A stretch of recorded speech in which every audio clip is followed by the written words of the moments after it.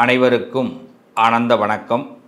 என்னுடைய உறவுகளே, என்னுடைய நண்பர்களே, என்னுடைய சகோதர சகோதரிகளே, மனிதர்களுடைய பெரிய விஷயம் என்னென்னா ஒரு நம்பிக்கை. அந்த நம்பிக்கை எந்த இடத்துலையும் ஸ்பாயில் ஆகாமல் அதை அதிகப்படுத்துறது தான் நம்மளுடைய வேலை. உங்களுக்கு எந்த இடத்துல நம்பிக்கை குறையுதோ அந்த இடம் நமக்கு ஒரு வீக்காக ஆகக்கூடிய நேரம். அங்கே நம்ம உடனே உஷாராயிடணும்.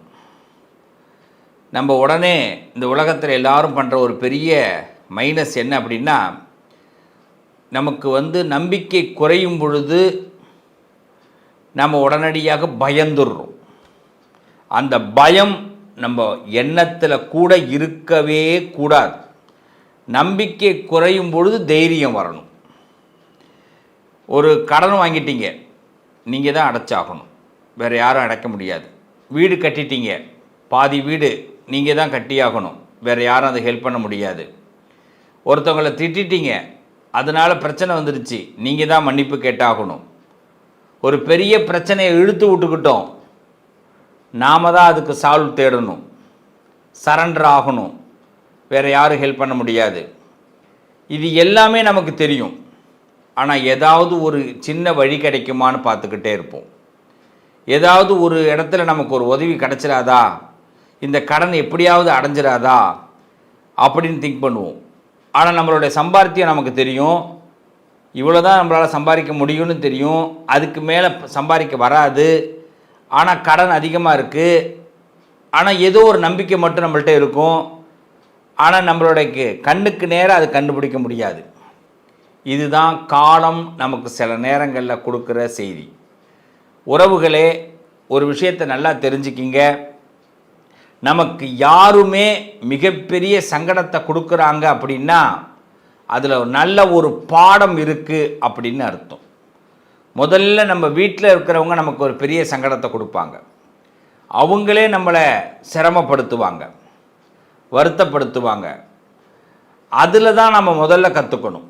அப்புறம் நம்ம சந்திக்கக்கூடிய எதிர் வாழ்க்கை, பொதுமக்களை, நம்ம வேலை பார்க்குற இடம், நம்ம தொழில் பண்ணுற இடம், இதில் சில அனுபவங்கள் கிடைக்கும். அவர்கள் நமக்கு சில விஷயங்களை சொல்லி கொடுப்பாங்க. இதை தாண்டி நம்மளால் நம்ம கொஞ்சம் இரக்க குணப்படுவோம் இல்லையா, பாவ குணப்படுவோம் இல்லையா, யார் சொல்கிறதையும் கேட்காம நாமளே ஒரு முடிவெடுப்போம் இல்லையா, அதெல்லாம் சரியாயிடும்னு அதுக்கு ஏற்படுற தண்டனை. ஸோ இப்போ 3 வகையில் நம்மளுடைய வாழ்க்கை மிஸ் ஆகுது. குடும்பத்தோட பேச்சை கேட்காம போனாலும் ப்ராப்ளம் ஏற்படுது. வேலை தொழிலில் அவர்களுடைய நிலைப்பாடுகளை புரிஞ்சிக்காமல் போனாலும் ப்ராப்ளம் ஏற்படுது. கடைசியில் நம்மளுடைய இரக்க குணத்தினால, பாவம் பார்க்கக்கூடிய குணத்தினால பல பிரச்சனைகளையும் சந்திக்கிறோம். ஆக தீர்வுங்கிறது எங்கடா இருக்குன்னா எங்கேயுமே கிடைக்க மாட்டேங்குது. ஆனாலும் மனசு நம்புது ஏதாவது ஒரு இடத்துல ஒரு தீர்வை கொடுத்துரும் அப்படின்னு. என் உறவுகளுக்கு தீர்வு கொடுக்கிற நேரம் இது. இந்த தீர்வு கண்டிப்பாக உங்கள் வாழ்க்கையில் பெரிய மாற்றத்தை நிச்சயமாக ஏற்படுத்தும். வாங்க, ஒவ்வொருத்தவங்களை பற்றியும் அழகாக தீர்வு மட்டும் பேசுவோம். நாம் ஒரு விஷயம் வேண்டான்னு சொல்லி ஒதுங்கினாலும் யார் விடுறா? நிறைய இடத்துல ஒதுங்கி போகிற நினைக்கக்கூடிய கடகராசியை யாரும் ஒதுக்க மாட்டாங்க. கடகம் இல்லைன்னா அந்த இடமே சிறப்பாக இருக்காதுன்னு அவங்க பிளான் பண்ணிடுவாங்க. அதனால தான் நிறைய நேரத்தில் கடகராசிகள் சில விஷயத்துக்கு இழுக்கப்படுவார்கள். அதனால் நம்மளை யாரும் நீங்கள் ஒதுங்கி போனீங்கன்னா விடமாட்டாங்க, உங்களை வச்சு தான் அரசியலே பண்ணுவாங்க. அப்போ கடகராசிங்கிறது ஒரு மெயின் பாக்ஸ் மாதிரி. ஒரு வீட்டில் ஒரு மெயின் பாக்ஸ் இருக்கும்ல, அது மாதிரி. அப்படிப்பட்ட கடகராசிக்கு எப்பயாவது விளம்பரம் தேடணும்னு நினைக்க வேண்டிய அவசியம் இல்லை. உங்களை வச்சு பல பேர் விளம்பரம் தேடிப்பாங்க. அப்போ விளம்பரத்திற்கு நீங்கள் காரணமாக இருக்கீங்க. இந்த நேரத்தில் தான் நீங்கள் ஒரு சூட்சமத்தை புரிஞ்சுக்கணும். கடகராசிக்காரர்களே, நீங்கள் உங்களுடைய பிரில்லியண்ட் அப்படிங்கிற ஒரு தன்மை இருக்கும் இல்லையா, உங்களுடைய எண்ணம், உங்களுடைய ஆழ்மனசில் உள்ள ஒரு எண்ணம், அதை யாருக்கிட்ட சொல்லணும், யாருக்கிட்ட சொல்லக்கூடாது, யார் மூலமாக நமக்கு கரெக்டாக நடக்குங்கிறத இப்போ நீங்கள் ஹேண்டில் பண்ணணும் சுவாமி. அதை விடுத்து சொல்லக்கூடாத இடத்துல சொல்லவும் கூடாது, கேட்கக்கூடாத பேச்சை கேட்கவும் கூடாது. இப்போ உங்கள் ஆழ் மனசை சுத்தமாக நீங்கள் என்ன பண்ணணும், நம்ப ஆரம்பிக்கணும். அது என்ன சொல்லுதோ அதை கேட்க ஆரம்பிக்கணும். மனுஷன் சொல்கிற பேச்சை இப்போ கேட்காதீங்க. ஆண்டவன் ஆழ் மனசிலிருந்து பேசுவான். ஆழ் மனசுனா என்ன, அதை முதல்ல தெரிஞ்சுக்கணும். இந்த நேரத்தில் கடவுள் என்ன பண்ணுவார், உங்களுடைய சப்கான்ஷியஸ் மைண்டில் உனக்கு இது உண்மையிலே செட் ஆகாதுப்பா பாப்பா, இது உண்மையிலே இது வராது பாப்பா, இந்த இடத்த நீ இப்படி கொண்டு வரணும் பாப்பான்னு ஆண்டவனே சொல்லுவார். இல்லை இவங்கக்கிட்ட இப்படி பேசு பாப்பான்னு. ஆனால் அந்த ஈகோன்னு ஒன்று வரும், அது என்ன பண்ணும், பேச விடாது.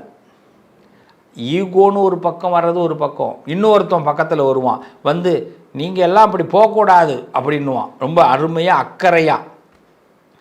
இவன் பேச்சு வேத வாக்காக இருக்கும். நமக்கு வேதம் என்றைக்குமே தப்பு பண்ணாது, வேதம் என்றைக்கும் பொய் சொல்லாது, வேதம் நம்மளை என்றைக்குமே கீழே இறக்காது. ஆனால் இவன் வார்த்தையை வேத வாக்காக நம்ம எடுத்துக்கக்கூடாது. வார்த்தையை புரியுதுங்களா? வேதம் எப்படிப்பட்டது, யாரோ ஒருத்தன் சொல்கிறத வேத வாக்குன்னு எப்படி எடுத்துக்கிறது? அதுவும் எப்படி சொல்கிறான், உங்களை ஒன்று பிரச்சனையிலேருந்து வெளியில் வரத்துக்கு ஐடியா கொடுக்குற மாதிரி என்ன பண்ணுவான்னா, அவன் ஒதுங்கி போகணும் உங்களுக்கு ஐடியா கொடுப்பான்.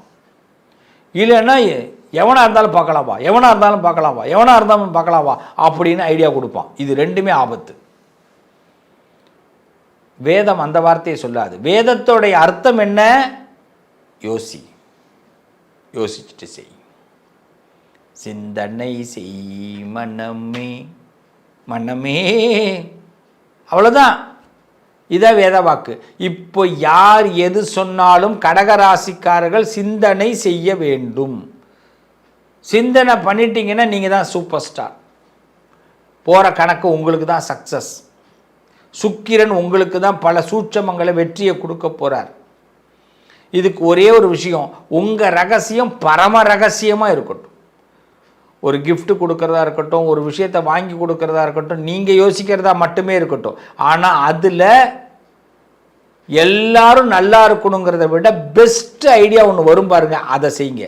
அதில் சில நேரங்களில் என்ன ஆகும், சில பேர் தான் நல்லா இருக்க முடியும் அப்படிங்கிற மாதிரி வரும், அதையும் ஓகே பண்ணுங்க. கடகராசிக்காரர்கள் மட்டும் எல்லாரையும் திருப்திப்படுத்திடலாம் நினைக்காதீங்க பிள்ளைங்களா. அங்கே தான் நீங்கள் நிறையா இடத்துல மிஸ்டேக் ஆகுது. ஒரு சிலரை தான் உலகத்தில் திருப்திப்படுத்த முடியும், ஒரு சிலர்களை நம்ம எதிர்த்துக்கிட்டு தான் இருக்கணும். எதிரி இல்லாத உலகத்தை பார்க்கவே முடியாது. எதிரி இருப்பான், எதிரி இருக்க தான் நமக்கு ஏற்றம் இருக்கும். துரோகி இருப்பான், துரோகி இருக்க தான் நம்ம வாழ்க்கையில் பிரச்சனைகளை தூக்கி எறிஞ்சிட்டு நம்ம தூரத்துக்கு போயிட்டே இருக்கலாம். துரோகி இல்லைன்னா என்ன ஆகும், குண்டாஞ்சட்டிலே குதிரை ஓட்டணும்னு சொல்லுவாங்க, தமிழில் சொல்கிற வார்த்தை. ஒரு சட்டிக்குள்ளேயே குதிரை ஓட்டுறது, வெளியிலே போக முடியாது. தவக்கலை கதை தான், நம்மளை முன்னேற விட மாட்டாங்க. அப்போ கடகராசிக்காரர்களுக்கு துரோகியோ எதிரியோ எவன் இருந்தாலும் அவனை பற்றி இப்போ கவலைப்படக்கூடாது.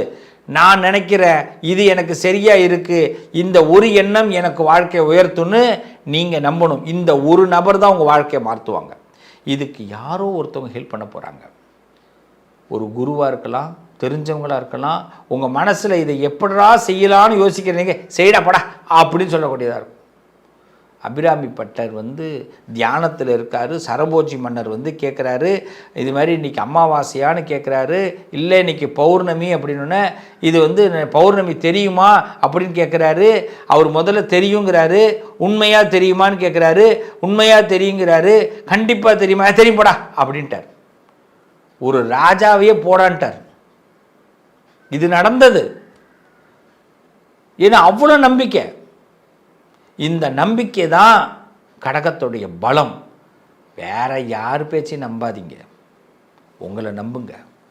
இந்த நேரத்தில் கடகராசிக்காரர்கள் முருகபெருமானை மனசார கையில் வச்சுக்கோங்க. இந்த மார்ச் ஏப்ரலில் பல அற்புதங்கள் நடக்க போகுது. நீங்கள் போடுற கணக்கு கரெக்டாக போகுது. ஆனால் இன்னொருத்தவங்க உள்ளே வந்தாங்கன்னா குழப்பத்தை ஏற்படுத்துவாங்க.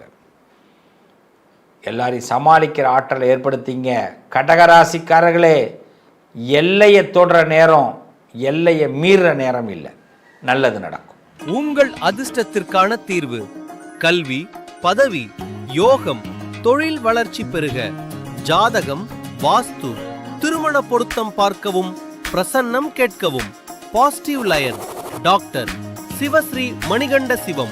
தொடர்பு கொள்ள வேண்டிய வாட்ஸ்அப் எண் 7904137178.